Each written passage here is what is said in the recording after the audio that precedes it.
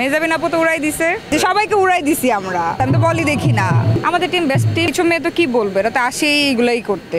ঢং ঢং করে যদি আমি একটু ভাইরাল হইতে পারি, দর্শকরা এসব ভিডিও না দেখতো, এসব ভিডিও রিপোর্ট করে দিত, এসব ভিডিও ওরা করতেও না, এরা উল্টাপাল্টা করতেও পারতো না। যে মামুন লায়লা যন্ত্রণা, ফেসবুকে ঢুকা যাবে না, এরা পারে তো ওপেন হয়ে যায় ক্যামেরার সামনে। যারা যারা এগুলো শেয়ার দিবেন তাদেরকে ধরে ধরে ব্লক মারবো। আমাদের যে টিম মেম্বার তাদের সাথে কোঅর্ডিনেট করে ইচ্ছা করে ওদেরকে ইচ্ছা মতো চাপে রাখছি না, মুখে কিছু বলি না। মুখে বসি খেলা হবে, বালিহা এই বলই করবা, এইটাই হবে, উড়াই দাও, উইকেট নাও, এইসব। মেজাবিন আপু তো উড়াই দিছে, তো হ্যাঁ আমাদের নামা লাগে না। আমি আর মাহা নামতাম এরপরে, বাট আমাদের নামা লাগে নাই। আমরা ইভেন আমরা পুরো টিমটাই ভদ্র, আমরা কোনো উল্টাপাল্টা কিছুতে নাই। আমরা জাস্ট খেলতে আসছি, আমরা খেলবো।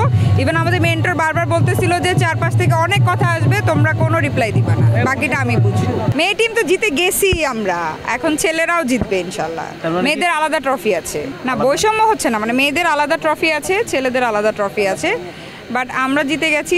একটু আগে রাফসান বলতেছিল, বলে কি আমাদের মেয়ে টিম তো মেয়ে না, পুরাই আগুন।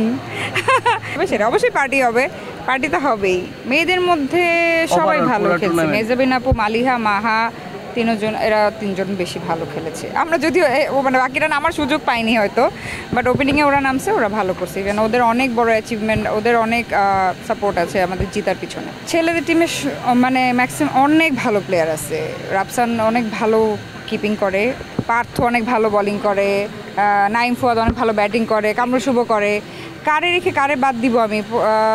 সিয়াম অনেক ভালো ব্যাটিং করে, পাবেল আছে অনেক ভালো ব্যাটিং করে। এখন তো জিতেই গেছি, এখন এসব প্রশ্ন উত্তর দিব না আমি, এখন তো জিতেই গেছি, সবাইকে উড়াই দিছি আমরা। এই স্টেডিয়াম আমি জীবনে চোখেও দেখি নাই, এই প্রথম আমি এই স্টেডিয়াম চোখে দেখলাম। সবসময় টিভিতে দেখছি প্লেয়াররা খেলছে, এবার এসে গতবারও তো আমরা ইনডোর স্টেডিয়ামে খেলেছি, তো এবার এই স্টেডিয়াম দেখে তো মাথা খারাপ যে আসলে এই স্টেডিয়ামে আমরা কেমনে কি। তো আমার তো দূরে সমস্যা আছে, আমি তো বলই দেখি না, তো চশমা পরে খেলাও যাবে না, বাট হ্যাঁ তারপরেও খেলেছি। আর 6 মারা, এবার তো 6 একটা মারা হয়েছে, আমাদের টিমই মারছে, ভালো ছিল। আমি সুযোগ পেলে হয়তো আমিও মারতাম। আমাদের টিম বেস্ট টিম, আমাদের টিমে সব বেস্ট প্লেয়ার্স। আমাদের নামাই লাগে নাই, তারাই ম্যাচ জিতাই দিছে। মেজাবিন আপু অ্যান্ড মালিহা, মাহা অনেক ভালো বোলিং করে, অনেক ভালো।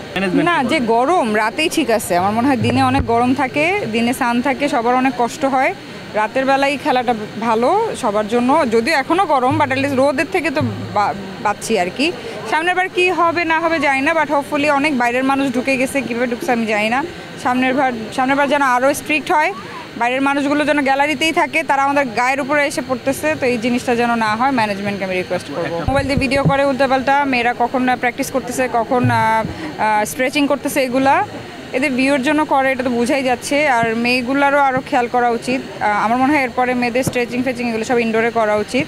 আর কিছু মেয়ে তো কী বলবে, এরা তো আসেই এগুলোই করতে, যে আমি তো খেলতে পারি না, আমি একটু ঢং ঢং করে যদি আমি একটু ভাইরাল হইতে পারি। দুই পক্ষেরই দোষ আছে আসলে, এবং এগুলোর জন্য আমাদেরও এম্বারাস হইতে হয় বাসায়, যে বাসায় প্রশ্ন করে এরা কারা, তোমরা খেলতেছো, এরা কারা? আমি আম্মু এরা খেলতে আসে নাই, এরা অন্য কিছু করতে আসছে, এদেরকে বাদ দাও, ইগনোর করো। গোপনীয় বলে ফেলছেন, এটা কেন বলবো আমি?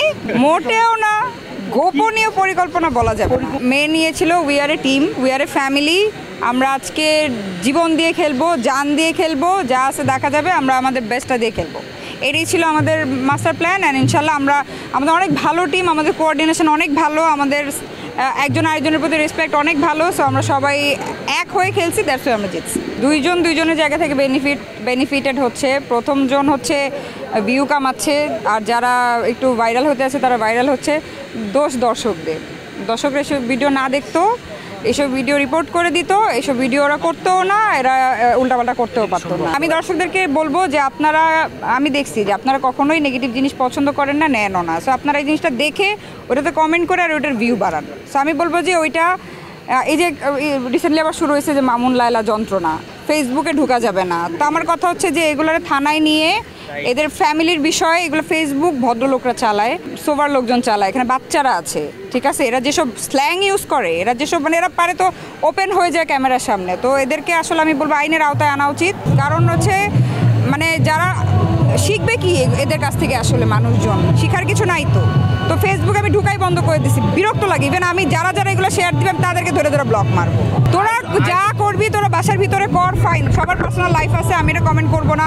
কে বড় কে ছোট এগুলো নিয়ে কমেন্ট করবো না, বাট এটা কেন সোশ্যাল মিডিয়াতে আসবে? তাদের তো মানে আয়োজকদের আরও স্ট্রিক্ট হইতে হবে, বিকজ এই যে কারা বাইরের মানুষজন ঢুকে যায় আমি আসলে জানি না। এবং আমি দেখেছি যে গণমাধ্যম কর্মীদের ভিডিওর চেয়ে ওদের ভিডিওগুলো বেশি ছড়ায় যায়, ফেসবুকে ঢুকলে এইসব ছড়ায় যায়, উল্টাপাল্টা করে। এই ফোন নিয়ে এখন এগুলো আরও স্ট্রিক্ট হইতে হবে আসলে। এই ফোন টোন নিয়ে এদেরকে ভিডিও অলরেডি আমাদের টিম থেকে সরাচ্ছি যে সরেন, ভিডিও করবেন না কেউ। কারণ কখন কে কোন পজিশনে থাকে, কখন কে কোন মুডে থাকে, ভিডিও একটা ক্যামেরা ধরে রাখে, এটা তো খুবই এম্বারেসিং। টিম তো কম, 4টা টিম, আর তারকার উপস্থিতি কম কোথায়? এখন এখানে সবাই শুটিং আছে, সবাই কাজ আছে। আমরা কাজ শেষ করে এসে খেলছি, অনেকে কাজে ব্যস্ত, অনেকে দেশে নাই। সেলিব্রিটি উপস্থিতি কম কোন দিক থেকে হচ্ছে আমি তো দেখতেছি না। সব টিমে সেলিব্রিটি আছে এবং সব সেলিব্রিটিজ আছে। এখন পুরো ইন্ডাস্ট্রিকে তো আর এখানে নিয়ে আসা সম্ভব না।